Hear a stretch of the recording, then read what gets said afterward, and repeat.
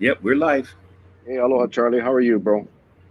I'm doing fine, my brother. I'm doing We fine. are um, we are trying out our StreamYard broadcast, which we did last night, and it all worked out.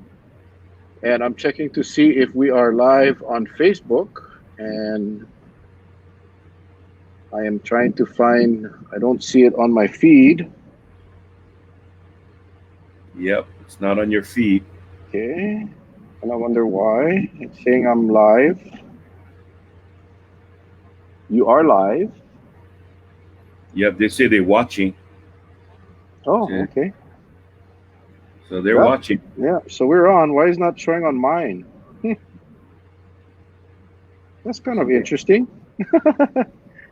Okay, I see comments. So I see Gladys, Tyson, Clayton, Addison, Sam. Can you folks see us on Facebook?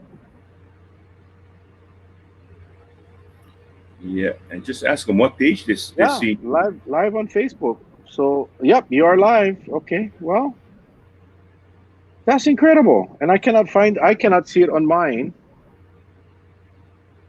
So, Charlie, we are live. Okay, there you So, go. You know what? It's not at the top.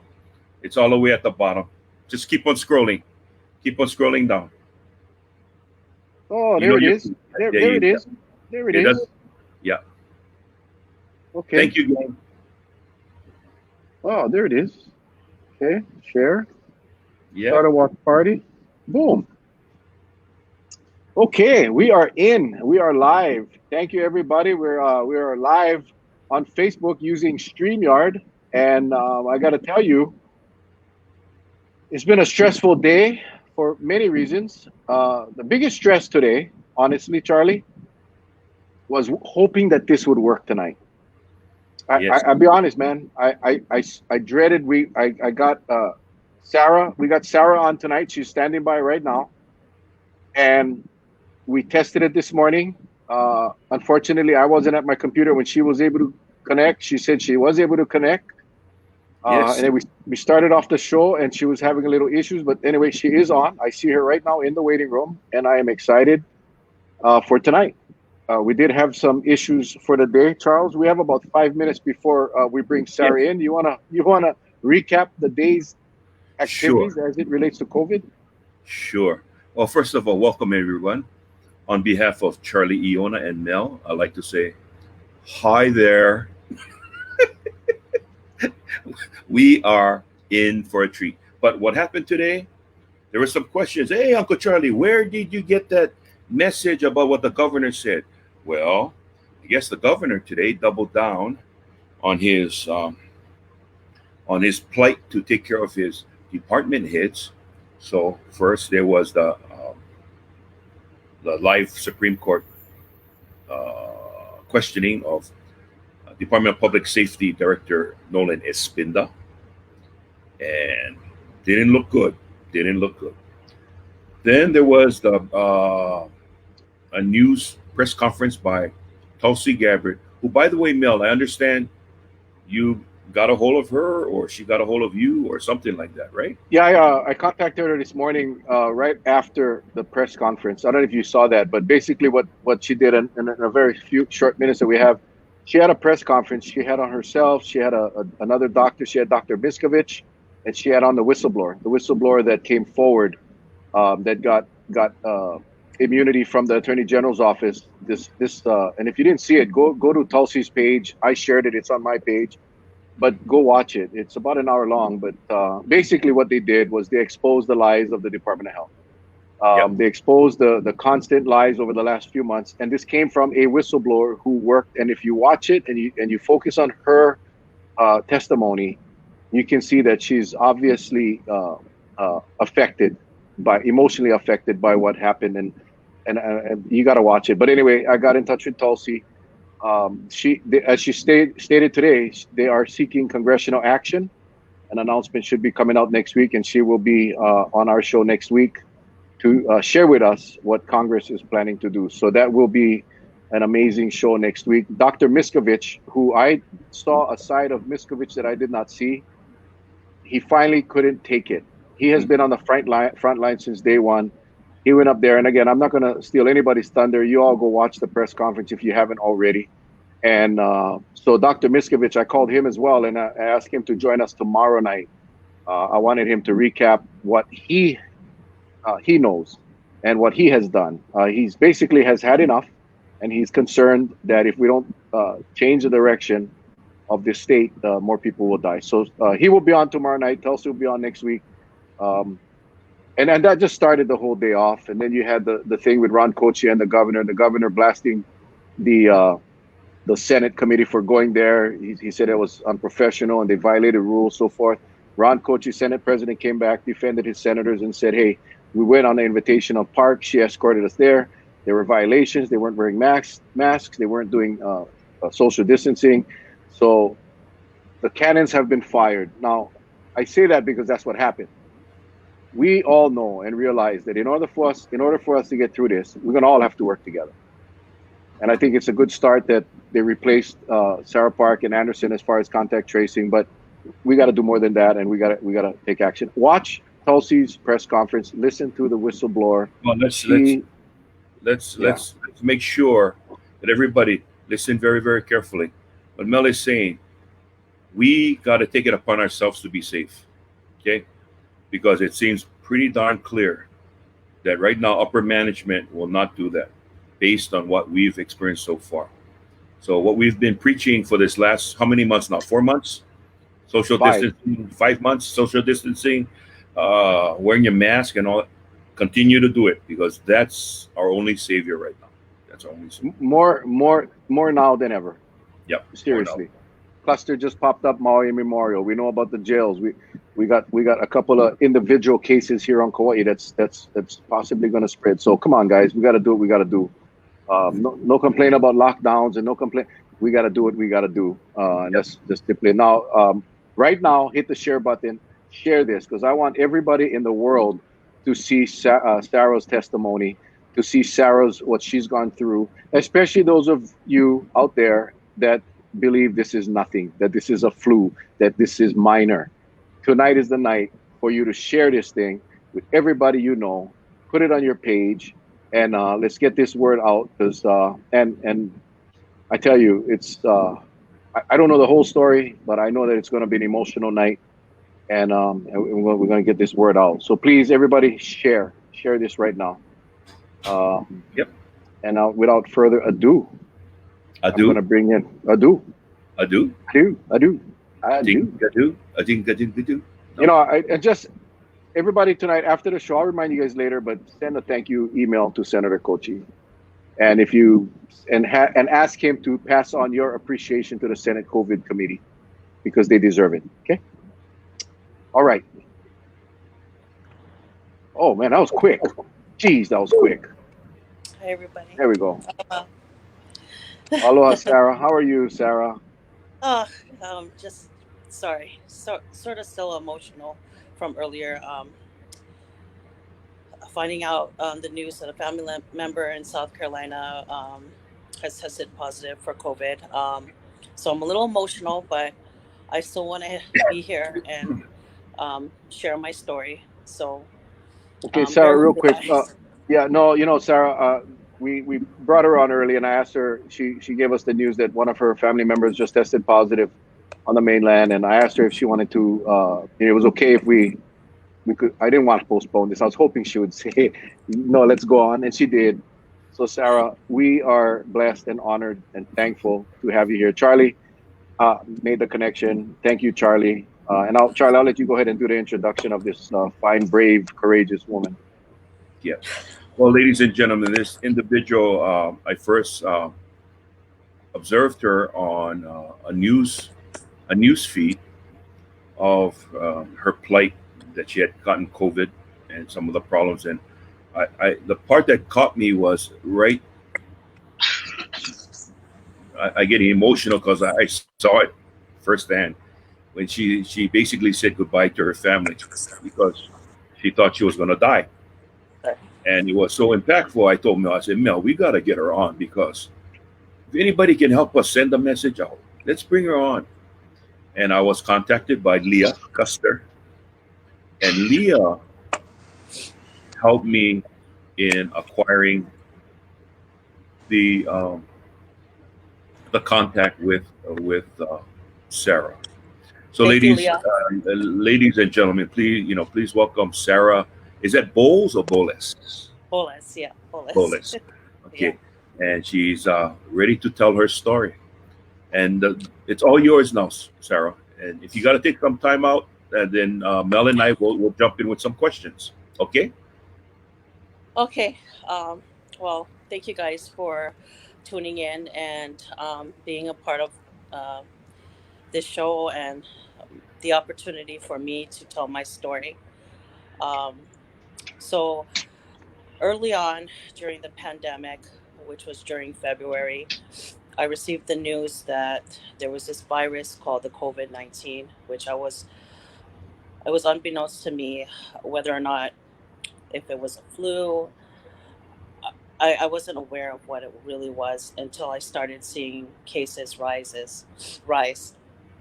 Um, I wasn't aware of what to do. I knew that if you were sick, you had to wear a mask during that time, but it wasn't to where it's a state mandate where we had to social distance, where we had to, make sure we stayed home if we were sick.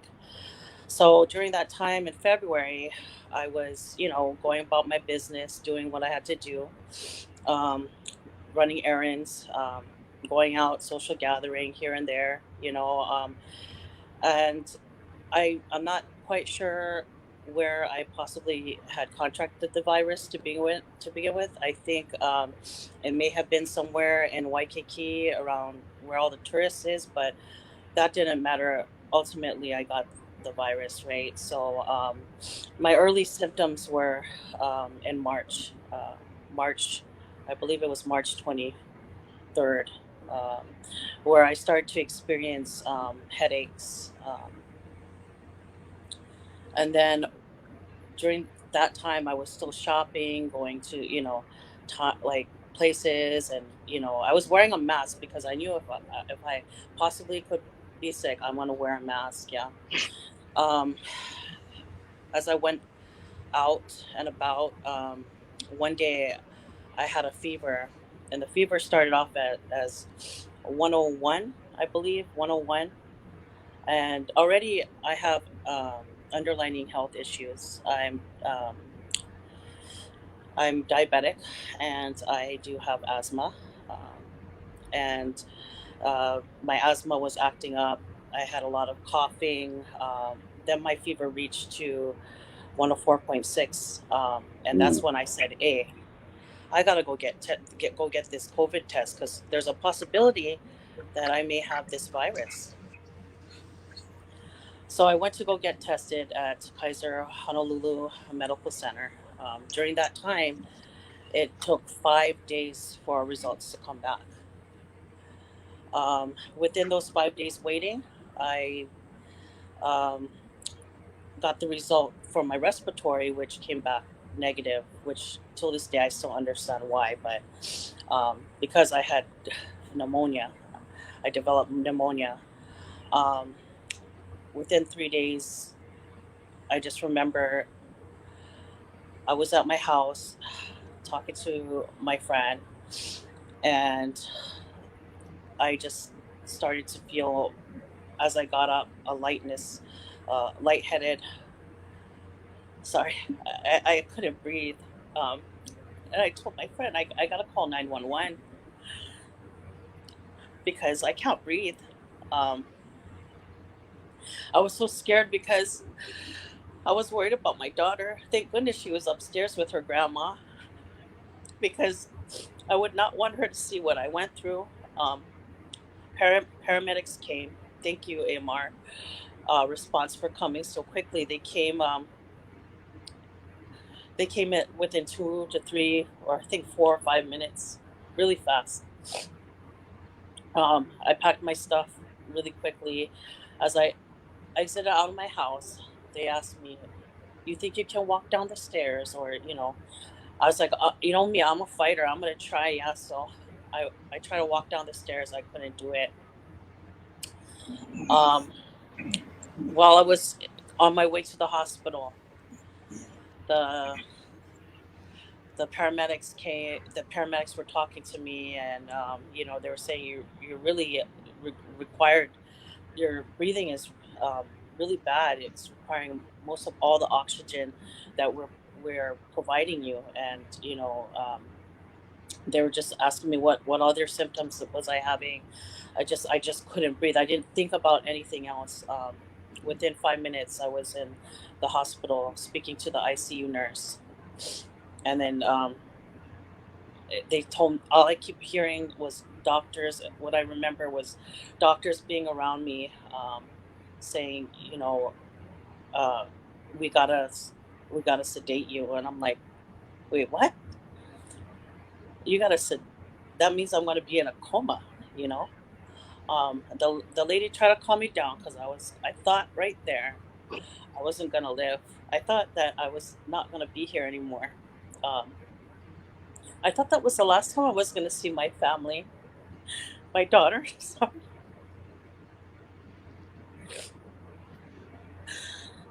So I had to call my family one last time to tell them that they're gonna put me in a coma. And mom and I remember FaceTiming everybody and saying, "I love you guys.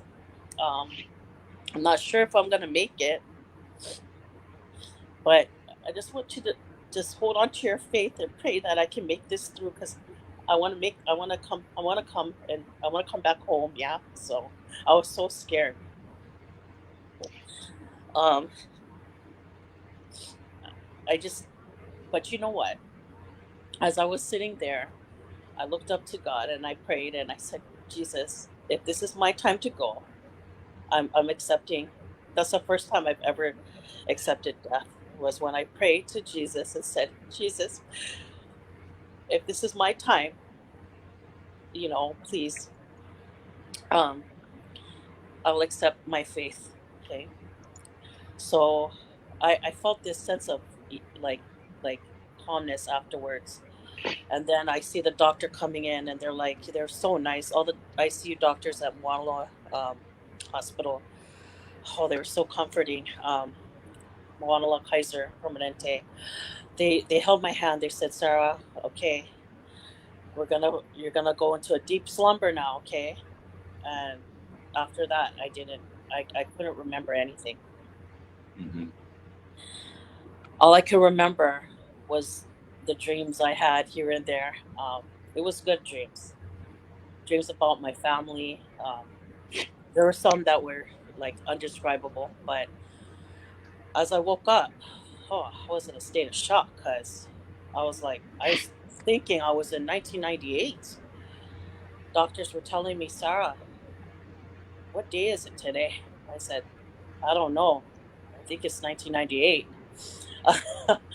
That's the funny part. I don't know why I was thinking that, but um, I didn't realize how bad a shape I was in when I got up, until I did FaceTime my my family, because it took a little while because of the drugs that the wearing off of all the drugs from being in a coma. But it was um, it was as if like I was in a daze, yeah, for a couple days or so. I think probably within a week or so, that's when I actually got to see myself in the mirror. Um, and I know I shared my pictures with you, Mel. I didn't realize the capacity of what it did to me. I lost half my hair on the back, almost half my hair.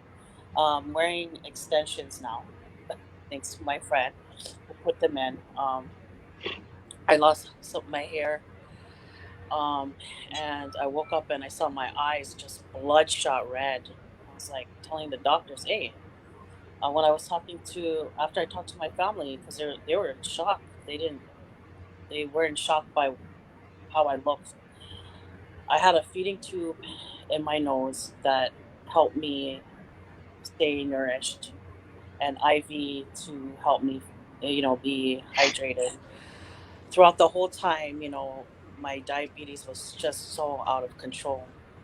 I was in and out of just, my blood sugar's rising and dropping and rising and dropping. I mean, they had to really work really hard to try to save my life, especially during the time I was in a coma. Hearing the news that from my sister, how many times the doctors have contacted her and said, you know what, Janice, I don't know if she's going to be able to pull through. And my sister's like, do whatever you guys got to do to try to save her. Because I want my sister here. I want my sister. And they did. They worked so hard. Thank you, all you first responders and medical staff, because I wouldn't have been here if it wasn't for you. But yeah, going back to being in the hospital, I could not even move my arms. I couldn't even move my legs. I had to regain that strength back through physical therapy, let alone feed myself, which is why I had the feeding tube. I had a hard time breathing too, as well. All through my mind, all through what I was going through, the emotional impact was much more worse. Being isolated away from the people that you love. People are complaining about the lockdown, yet when you're in the hospital and you're all alone and you're not with your family during the time that you really, really need them was the toughest part for me. Um, so, yeah, I was in the hospital for about a month and a half before I was released. But during my stay, I had to go through physical therapy, occupational therapy. It took some time to regain my muscle mass back because I really couldn't even walk. I was in crutches. Um, and I was able to control my diabetes, with God's will and everybody's motivation from my family and friends, everybody out there. I was able to recover and just fight this virus and just stay strong. And right now, I'm just trying to stay strong, emotionally, but I'll forever have these scarring in my lungs, but I will never. Um, it's not as bad as these emotional scars that I will always have. So, um, Okay. yeah, but I'm good. I'm good right now so far. I gotta Now go see my doctor. Yeah. let me ask you, how long did they tell you that you may have been in a coma? Were you ever told? I was told I was in the coma for about 2 weeks, and I was Wow. in shock. I thought I fell asleep. I wasn't even aware of what was going on. It was unbeknownst to me how long I was in a coma for, and I told myself, "Wow, This is how much time I was away from my family. How's my daughter?" I was like, "Oh, I like call my daughter right now," and I wanted to pick up my phone, but I could not because I physically could not.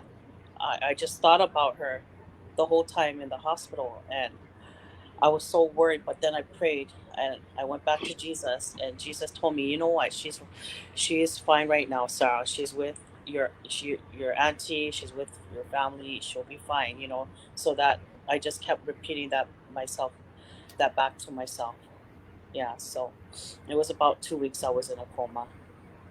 Now, as far as your breathing capacity now, because I still hear that you just may have like a little touch. Do you still have a hard time getting air in right now since you had the COVID? I've been doing a lot of breathing exercises, and it's on my IG if anybody wants to go check it out. I have this device called Air Life, and I use it every single day, and it's helped with my breathing. My breathing right now, is at 98%, which is really well. But before got out of the hospital, it was way below that, and so. But right now, the aftermath effects because of the scarring on my lungs, I will always forever have coughs here and there. Not as bad as it was before, but I have my occasional coughing here and there. Yeah. So No, yeah, Sarah, I hope you don't mind me asking, but how old are you? I'm 30. I'm gonna be 35. Gonna be 35 So, in you, September. oh, September what? September 1st. Oh, I'm oh, September bad. 5th. I'm Oh September 5th. wow, Virgos. We're Virgos. That's it. That's it. Tough Virgos. Yeah. So you're not 82. You're not 75. You're not elderly, No. and this thing hit you pretty hard. Yeah, it hit me pretty hard. I have friends. I have many friends out there right now that had contracted the COVID-19 virus. Some of them without any underlying issues. Some of them asymptomatic. One of my friends, I'm going to mention his name, George Ma. He, he does a lot of. He's very athletic, and he contracted the virus. And it gets anybody. I wasn't thinking. I was scared during that time, thinking I possibly could get it, but I didn't think it would hit you and hit you really hard. So it's really tough Mhm. to find that out even more so coming out of being in the hospital. Now, who's checking in on you now since you had the virus? Is there anyone checking in to see your condition, how it's, or do you just see a regular doctor to just do routine follow-ups? Yeah, so I do my routine follow-ups. I do get calls from the infectious disease doctor. She's so amazing, Dr. Yamashita from Kaiser Muala. She's been very great with following up to see how I'm doing, if I'm having any symptoms. Because before, when I got out, I did have some tingling on my toes for some reason, and I'm not quite sure what was that about. And I was before I was in the hospital, they said I was having issues with my liver. I think because of all the exercising and all that right after my recovery and trying to be able to walk, I was able to get better. And when I did my last testing, it came out really well. I didn't have any issues with my liver. So they've been checking on me. I've been kind of like trying to stay home as much as possible. So they do a lot of video chatting with me. They do a lot of calls. And then, occasionally I will go and see and check on them to make sure that they know how I'm doing as well. But they've been keeping in close tabs with me. Yeah. So Sarah, you still don't know where you got it. You still don't know where you contracted the COVID-19 virus. Yeah. All I know is it's here in Hawaii. It's affecting a lot of people. As you guys can see, the COVID cases are rising every day. But I'm pretty sure it was probably close to Waikiki, around Waikiki area during that time back in March. Yeah, I believe that's close to where I got it from. But as far as a specific place, I'm not quite sure where I got it from. But that's why it's so important for everybody to know that we have to stop social gatherings. We got to stop um, and follow state mandates. I know it hurts us to stay home and not being able to enjoy our island, but right now we have to think about the lives of ourselves and others. So yeah. So, Um, if go ahead, Mel. Go ahead. no, no. I was going to read a question. Candace is asking, do you wear a face covering even though you're not contagious and you have antibodies? Notice anyone treating you different when you cough? It's not like recovered cases are walking around with a patch on their shirt. So, I mean, I would assume. I'll let you answer the question. I mean, do you wear a mask? I really do.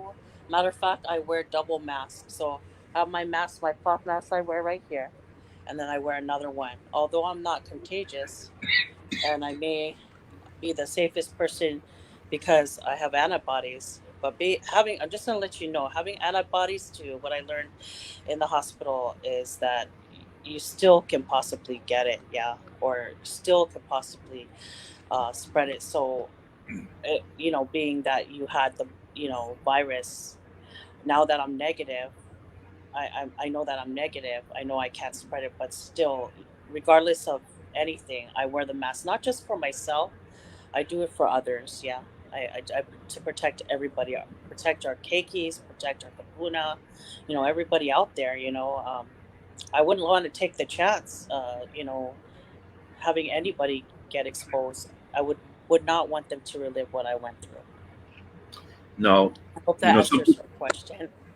some people are asking the question because one of the later discoveries of this virus is that the loss of smell and taste. At any time, did you did you have that category befall upon you? The loss of smell and taste? I did lose my smell and taste while I was in the hospital.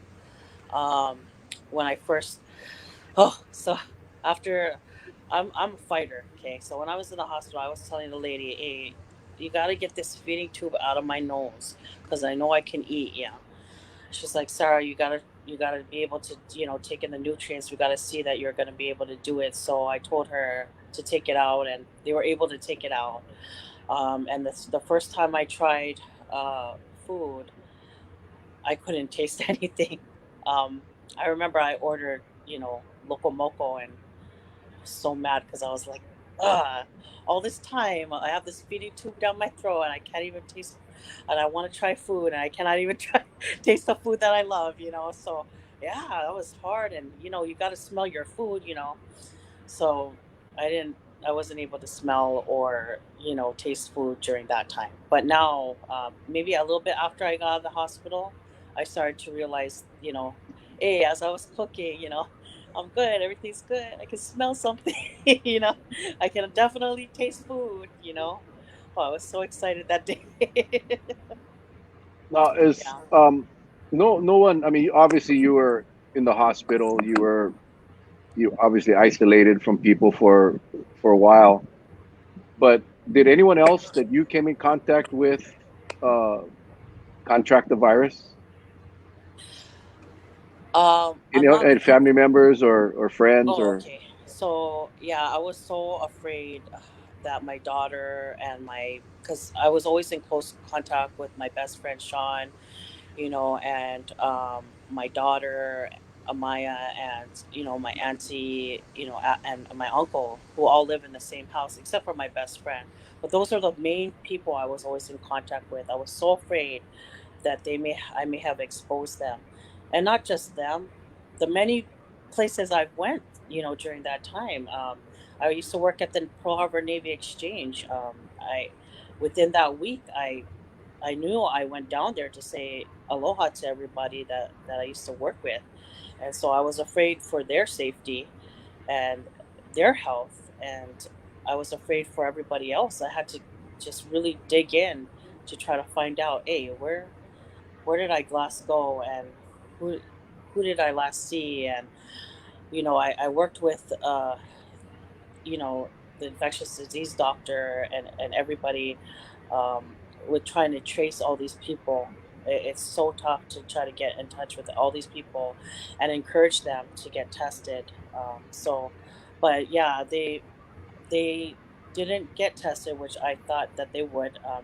And my family, I think that they should have, but they just quarantined and they stayed home and nobody got sick. So I think that was a blessing from God that nobody got sick during that time. So um, so I'm Sarah, really your family, your close contacts never got tested. They didn't get tested, unfortunately. But I, I encouraged them. I called them. I said, "You guys should," during the time. But by the time I got up, it was already too late. Everything, like they said, the virus, it passes on, like the exposure for about 2 to 4 weeks or so, and Mhm. I was already like out of my coma, trying to get in touch with everybody. But everybody I came in contact with did not get sick did not have any symptoms at all, which I thank God. But regardless of that, I was like, yeah, you guys should have got tested, because you could be asymptomatic. You never know, right? So, but yeah, truthfully, they didn't get tested. But I think that moving forward, if anybody does have get in contact with anybody that does have COVID, please, please, please get tested.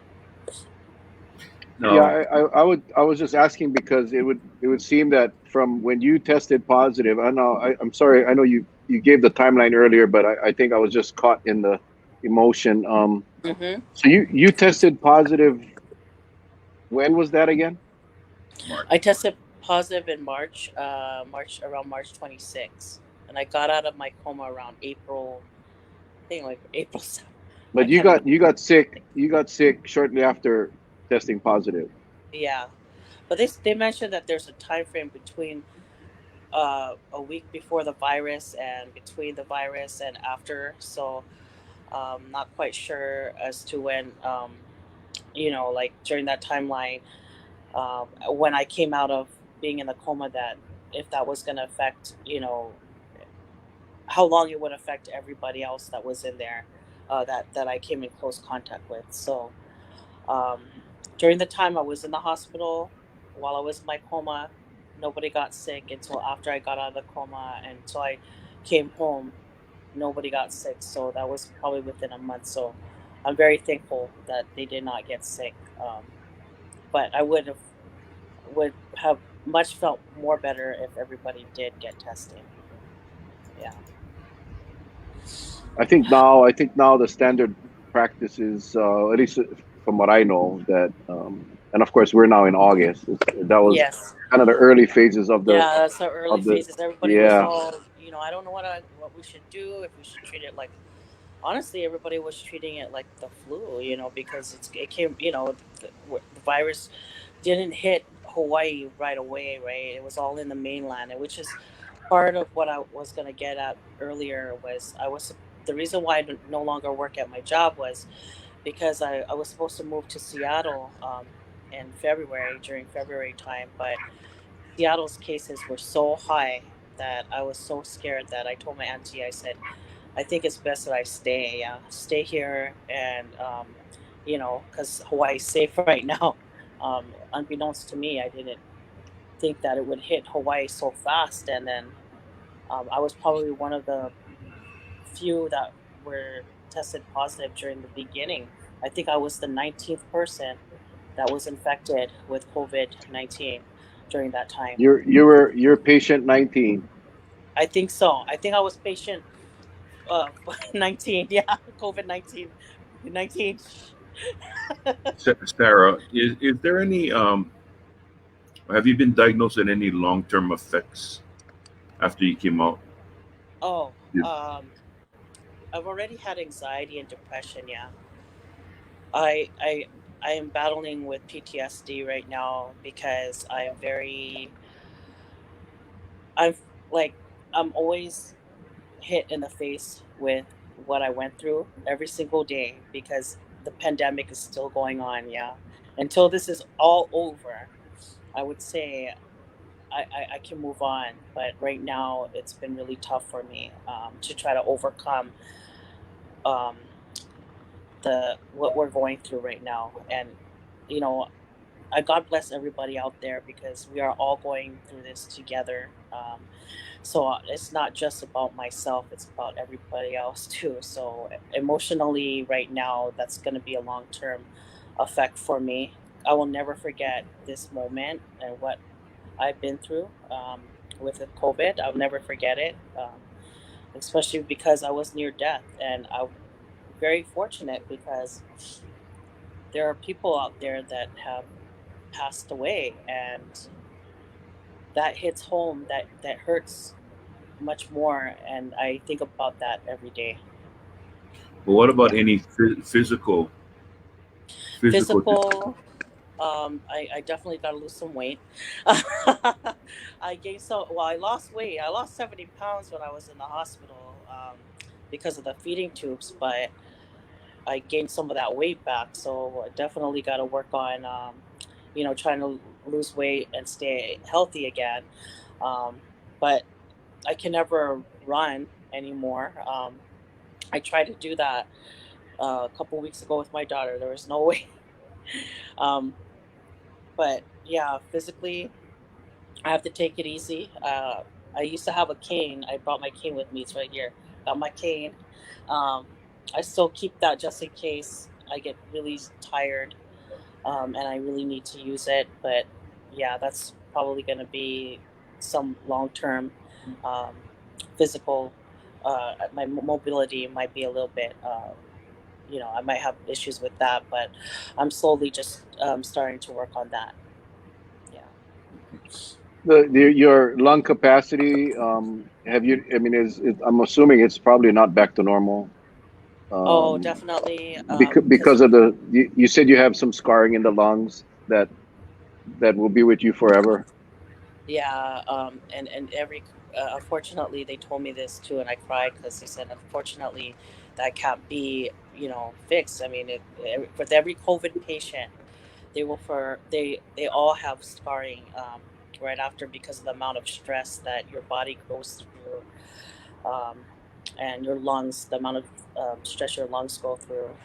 So I'm very grateful to have 20% damage compared to most of the people. I have friends that are asymptomatic that recovered from COVID and require the breathing machine for multiple of years. And this person was very athletic, and it's just sad to see him go through what he goes through every day.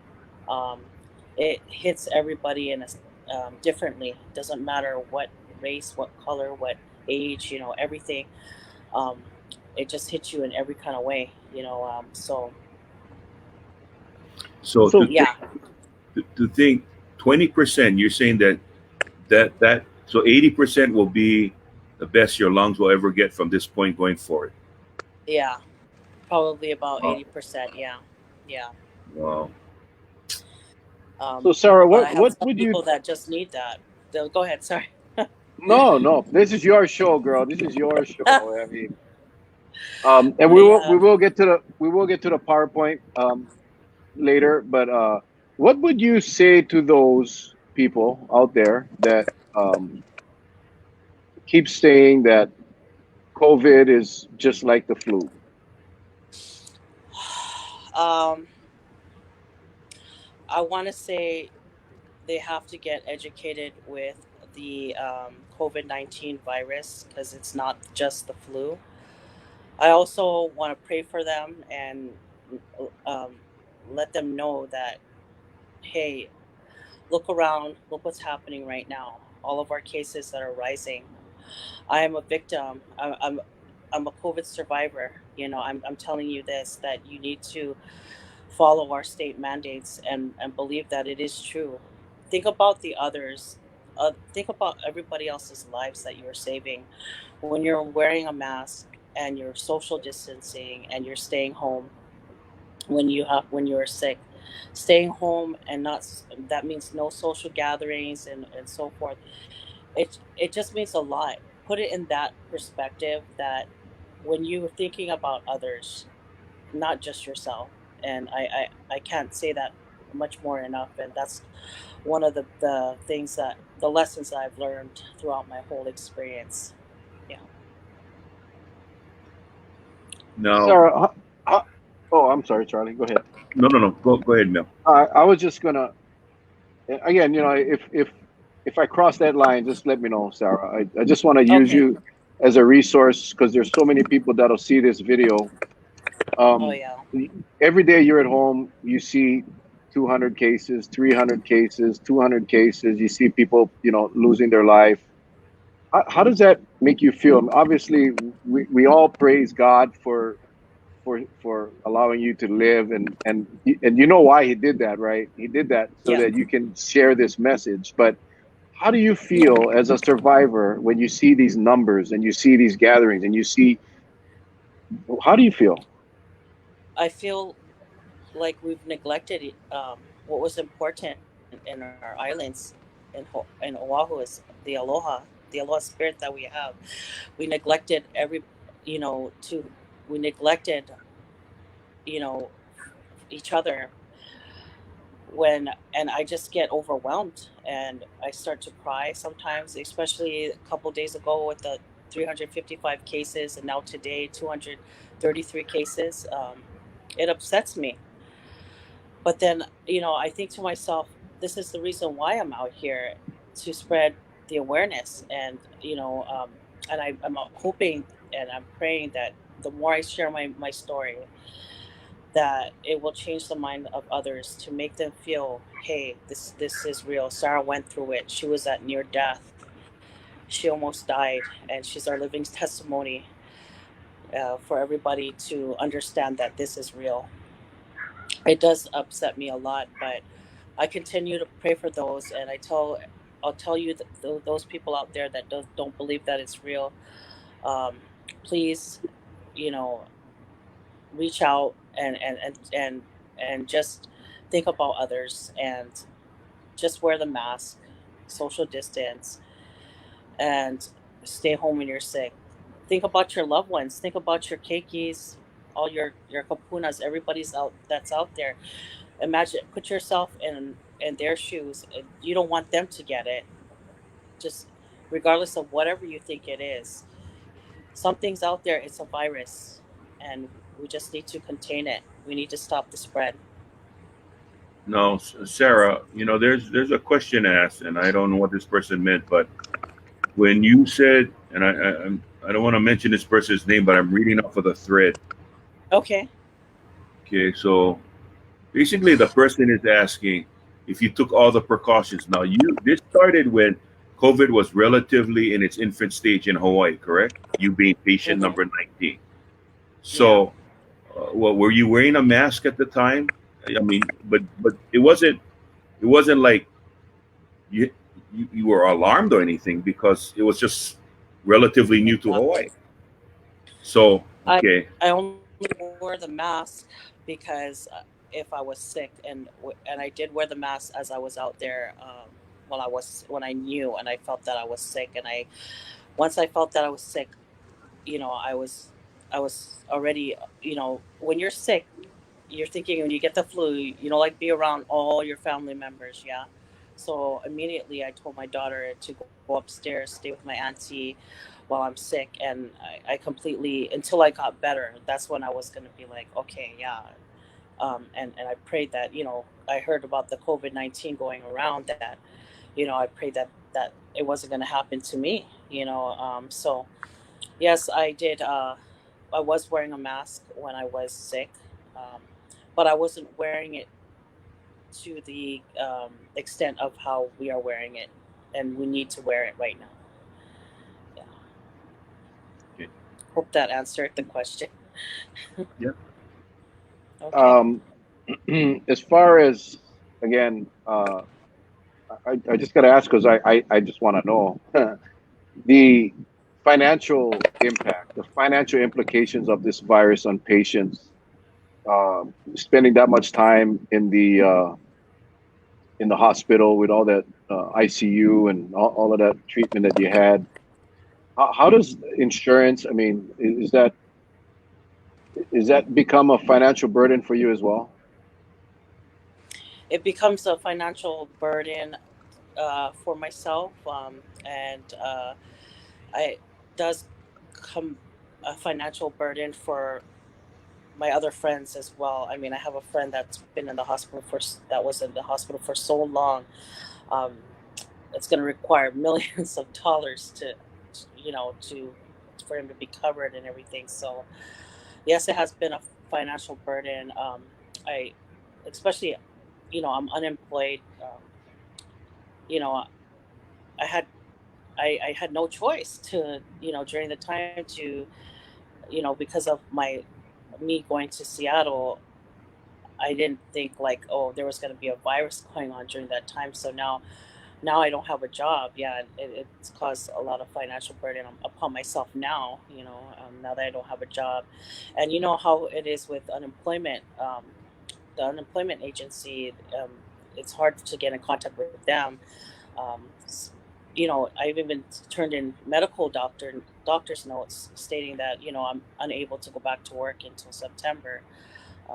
But yeah, that's been a battle in itself for myself, and it's hitting everybody. This COVID-19 is hitting everybody financially, businesses, and it's just really crazy. Yeah, yeah.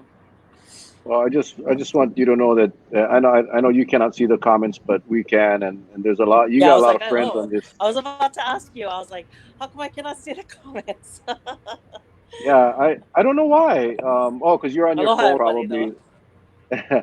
Well, you can go back when it's done. You can go back on our Facebook page and rewatch it. And seriously, because I think you need to see a lot of these comments. Oh And yeah, some of them are even suggesting GoFundMe's. So, I'll leave it up to you all. You guys can reach out to. I'm not going to put Sarah on the spot here, but you reach out to Sarah and maybe she has a GoFundMe. I'm not sure, but.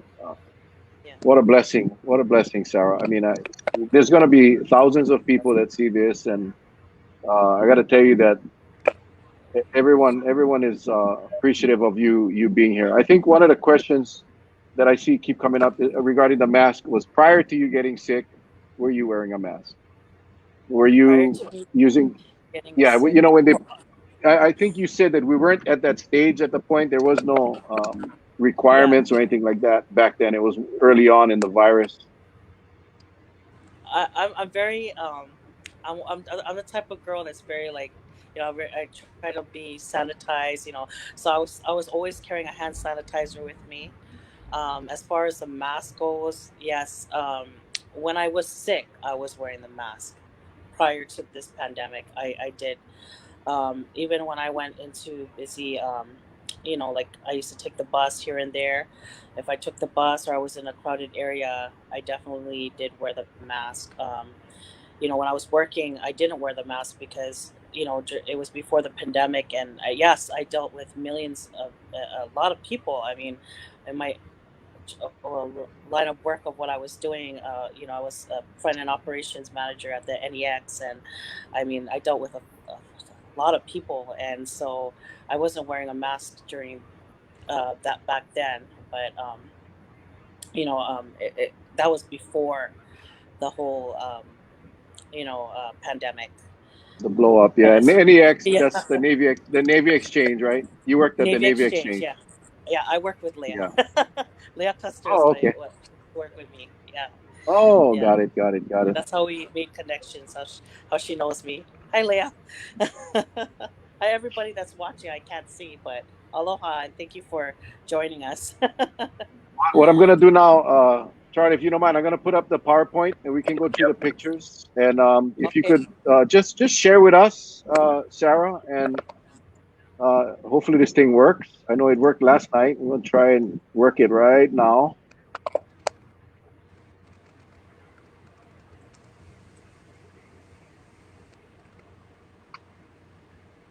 Okay. Okay. Let me hang on while I go get my tissue because this one's gonna be tough. Go ahead. The screen is Sarah. black. The, the screen is Huh? dark. The screen is Really? black. Yep. What the It's heck? Yeah, it's dark. No, it's dark. Only can see the duck. That's it. The duck on the right. Wait, hold on. What's going on here? Hang on. Oh, you kidding me?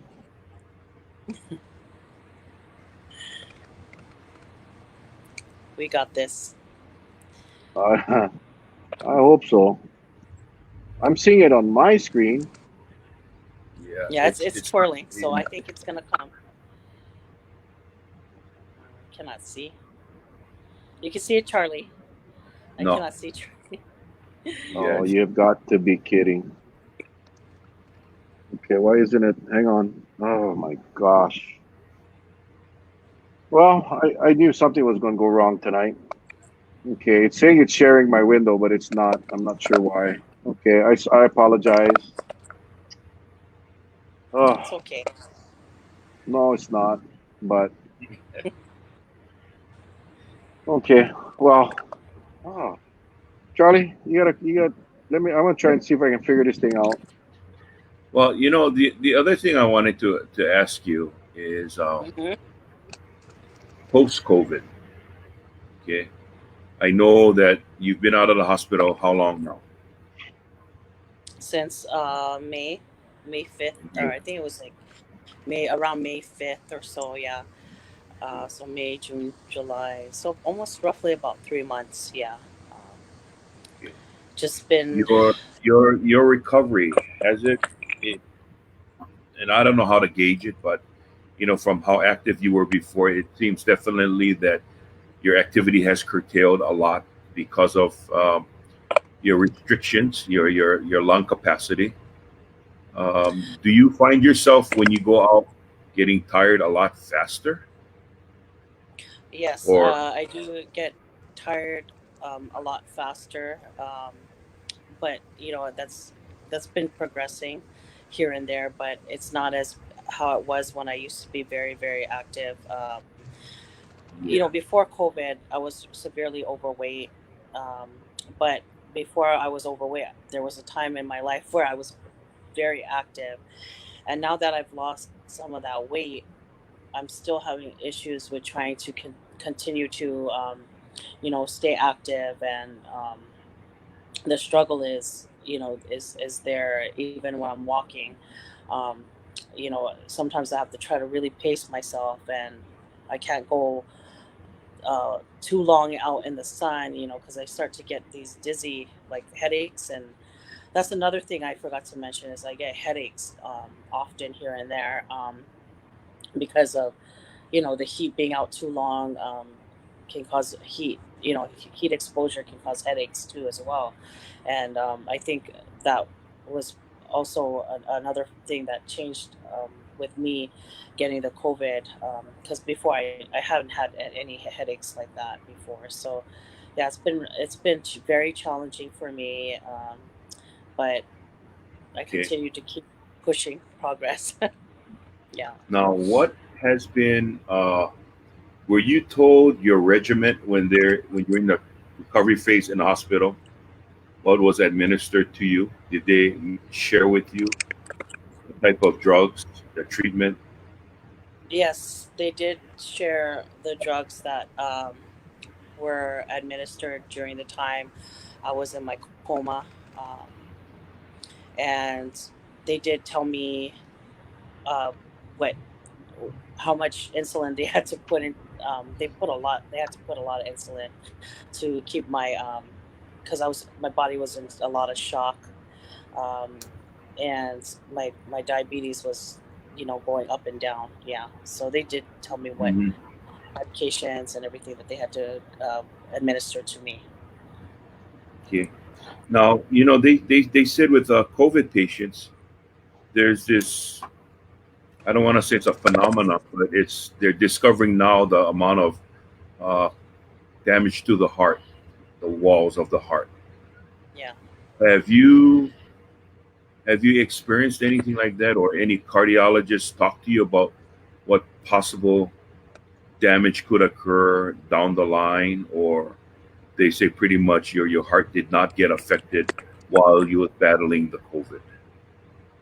Yeah, my doctor mentioned that, and that was a scare for me myself too. That but they said that during the time I was in the hospital, that I didn't have any issues with my heart.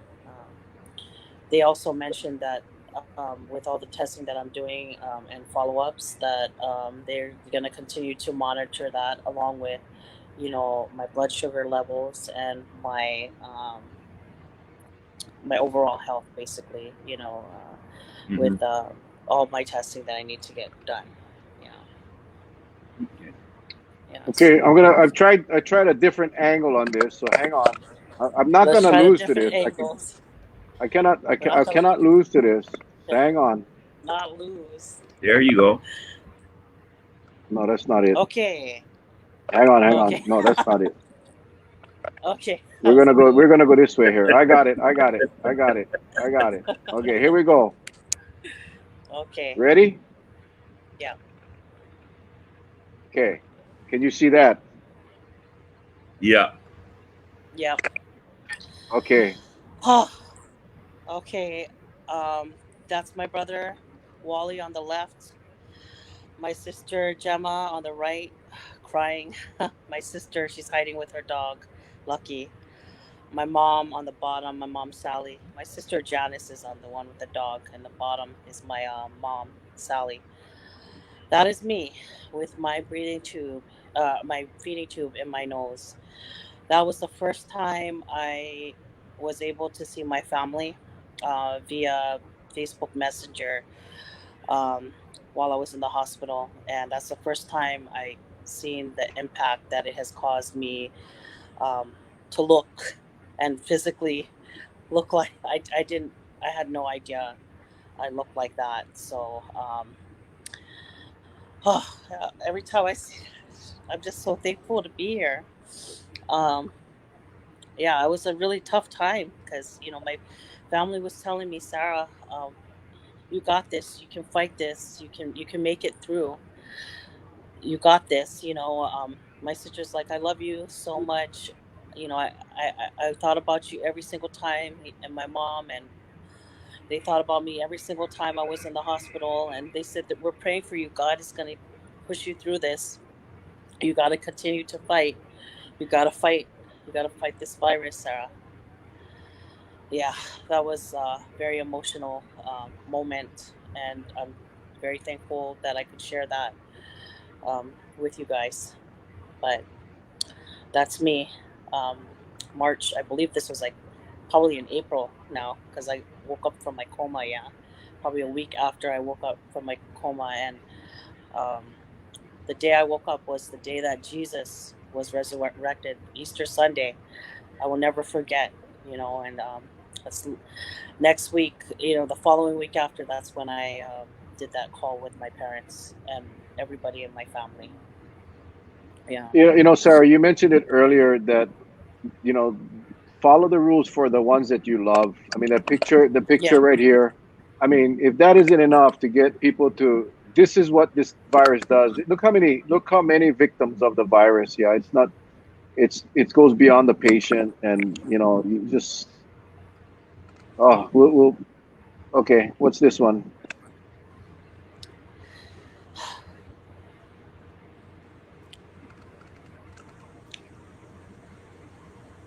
It's the same one. I know. Huh? Hasn't changed. Is that the same one? No, this is the one with her. Can you see it, Sarah? No. It's No, it's the same. I can It's the see the other same. one. Yeah. It's the same one you had up first. Yeah. Oh, you did. So you didn't even. You got to the one with the bed, right? The hospital room bed. No, you just got the first one she talked about with her family. Yeah. Okay. Then we gotta do this. Then we gotta do this one by one. One by one.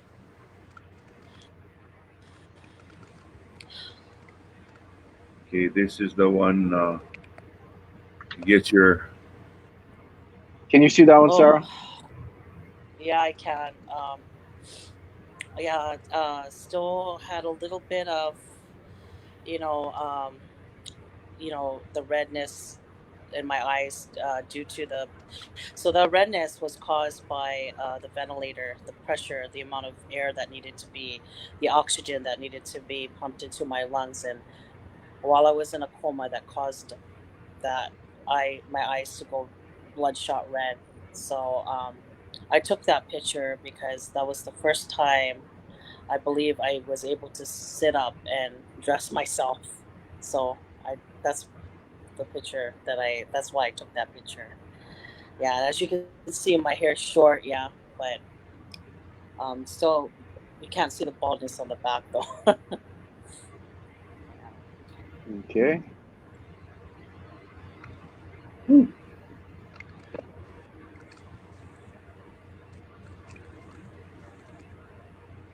Okay, that's Can the you one see in. that Oh, one? Yeah. every time I see that photo, actually it brings me back because that's the first photo I was able to share to the world and Facebook. While I was in the hospital, many of my friends and family prayed for me. Um, they weren't, oh, they could not get in contact with me, right? I wasn't able to reach out to many people. So what I did was when I was able to get the strength to lift up my phone and take a picture and actually able to text, I took that photo and I posted that on Facebook. I had many comments from a lot of people, and it just, it brought me into tears because there's so many friends, family, like not just my family here, my family all around the, in the Philippines. I have family in the Philippines. Everybody reaching out to me saying, "God, we are praying for you, and your recovery." So um, that's a very meaningful picture. Yeah. Um, that one was when. Oh, see, do not wear your mask like that, guys. I took it off because I was. This was after I had an interview, with Kaiser. I was doing, or not interview. I'm sorry. I had the physical therapist come down, and he was helping me with my breathing exercises out on my balcony, and we were doing some physical therapy as well. I took that picture as a remembrance because right there, then and there, I was struggling so hard to try to regain all my strength back. And I just took off the mask because it was so hot, yeah, outside, and I just wanted to breathe in the fresh air and thank God and thank everybody, and I was just so thankful to be here and not be contained and not be isolated in the hospital. Yeah. Ooh. Ooh. Ah, bringing back the memories.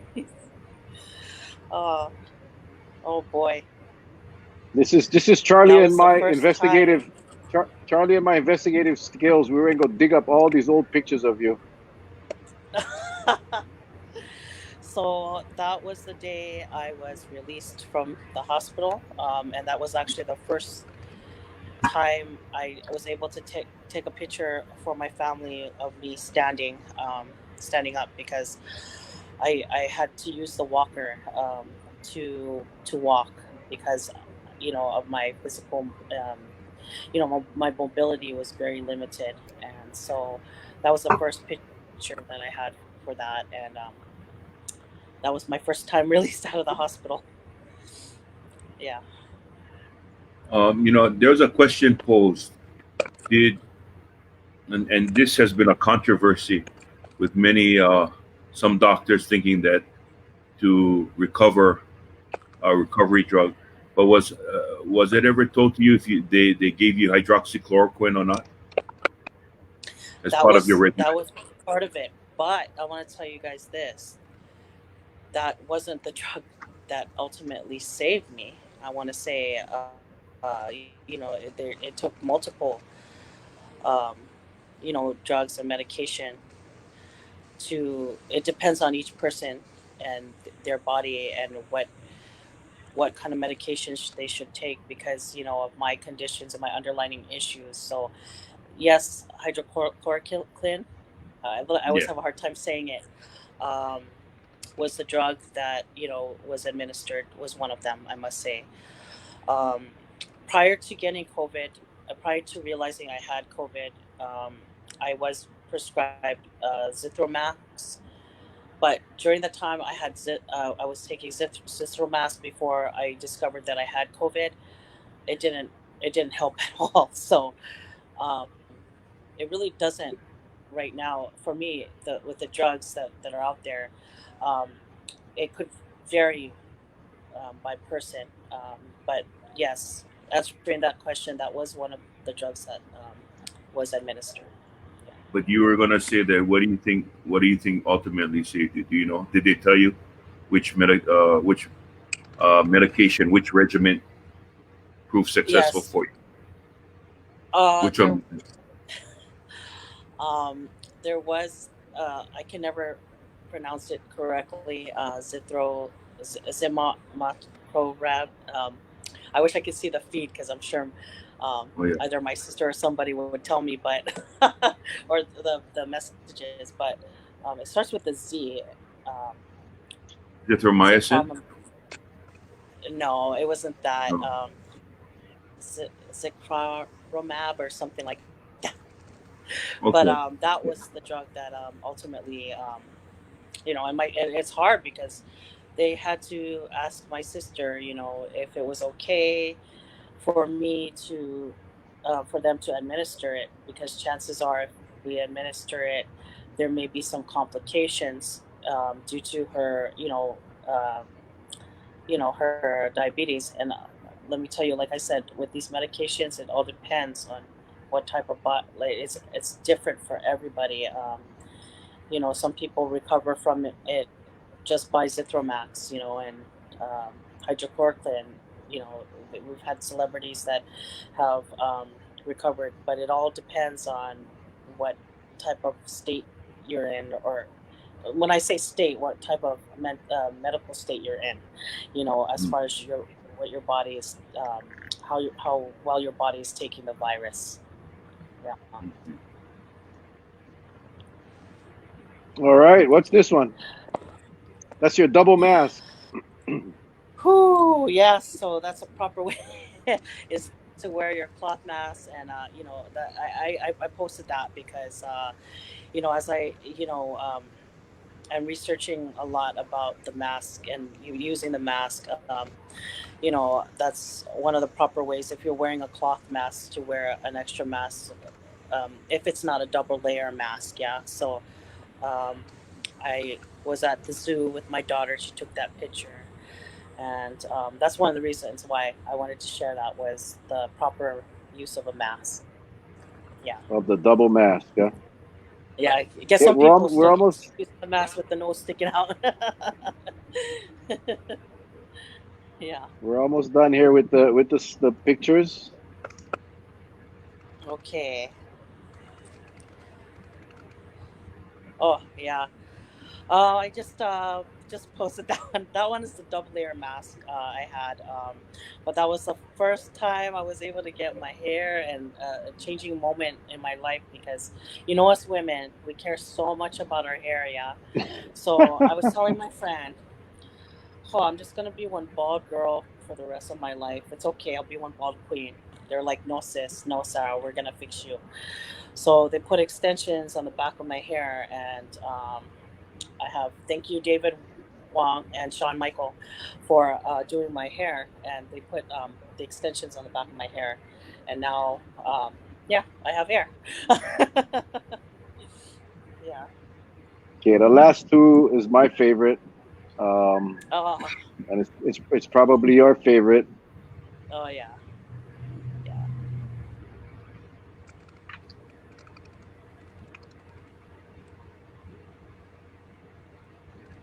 That's your daughter. Oh, there's me and my daughter.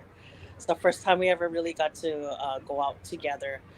And it was so nice that the Honolulu Zoo. We went to the Honolulu Zoo that day.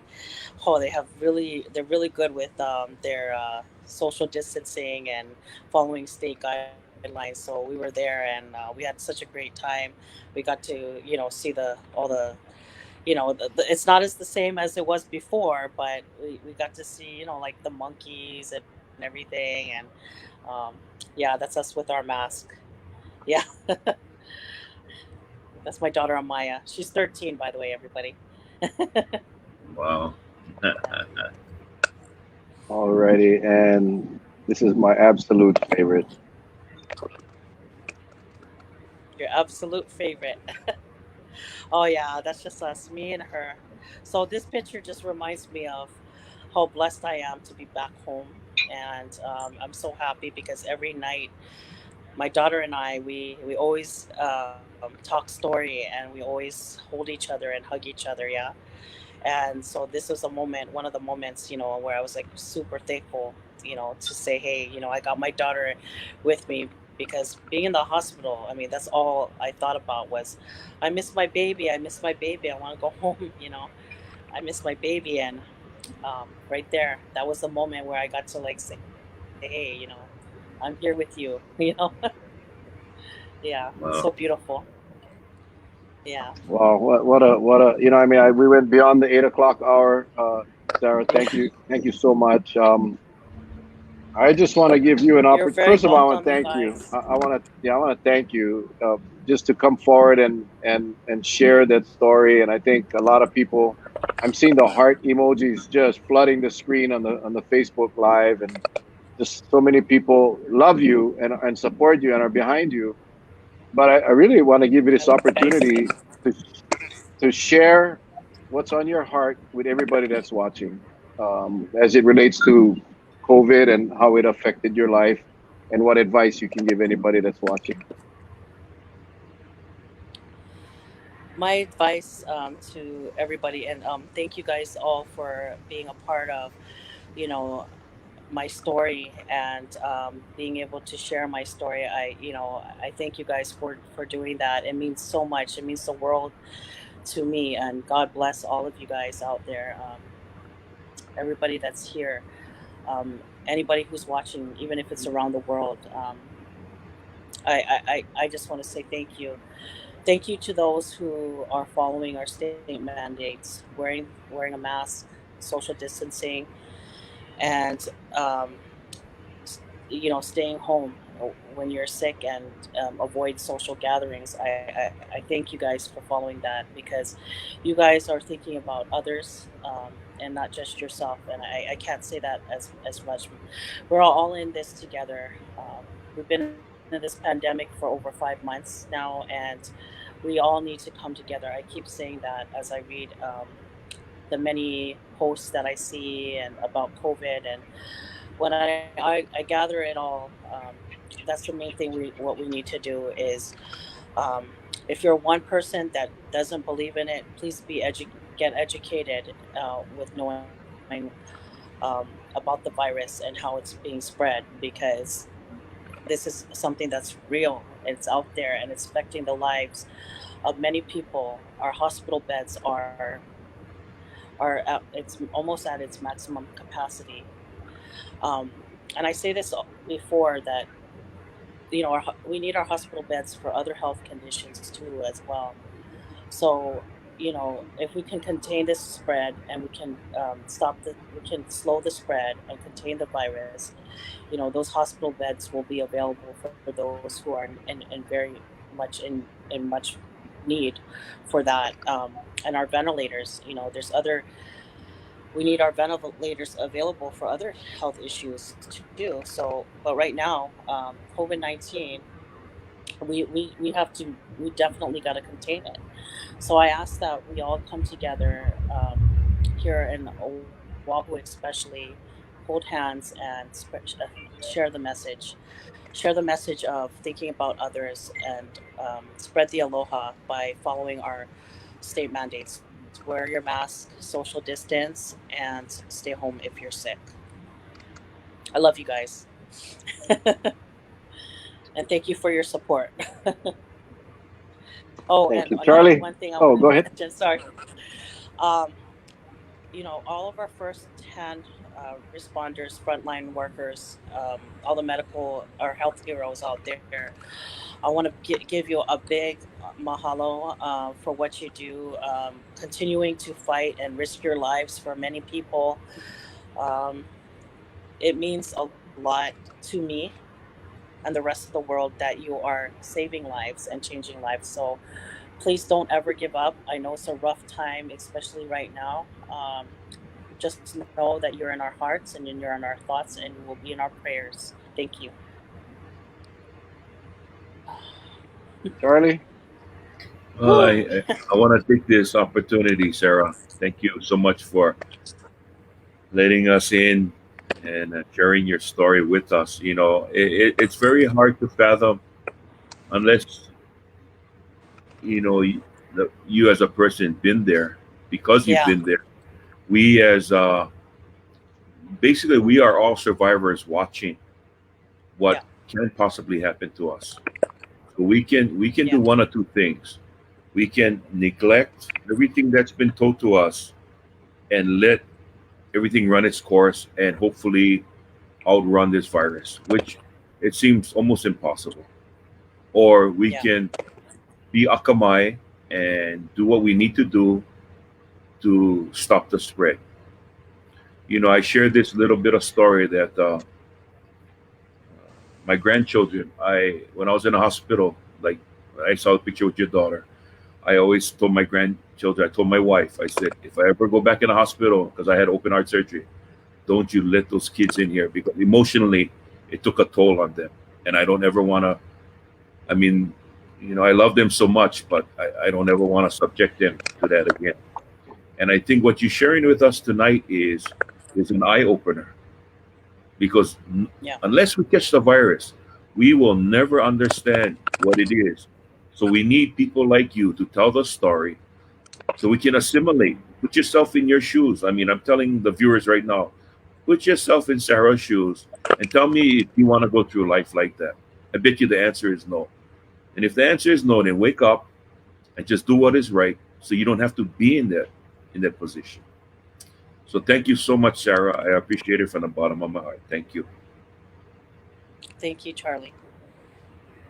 Sarah, I wish I had time to read all the comments. There's a lot of people asking questions that you already answered. So if you guys came on late, go back and rewatch this. This will be on my YouTube channel later tonight. But go ahead and watch it. She answered all those questions early on. What a brave woman, Sarah. I listened to your story. I see your daughter. For the life of me, cannot understand why people wouldn't want to take this seriously. Someone posted earlier, 2 weeks in a coma or 2 weeks a Hmm. lockdown. I mean, what's your choice? What choice would you want That's to right. make? Everything is out there now. We know that it's not over. It's gonna get worse before it gets better. So Yeah. your story should be the incentive for everybody to do what's right, and not for everybody, but for everyone around them, for their loved ones, for you, like you said, the KK, the kupuna. That's what Yeah. this is all about, and we got to really pay attention to the, as you call it, the state mandates. I like that Hmm. because it sounds more official, but it's the truth, and people gotta start realizing that this stuff is real. It's not. It is. It's not. It's real. And if you didn't get that tonight, then go check your pulse because something's wrong with you. Seriously. So, Right on. thank you. My goddaughter, my sister's daughter, she said she was going to try to make it tonight. Many years ago, she suffered from H1N1. She got that one. And she was in a hospital in Honolulu for months and months on a bed at Queens that rotated her slowly.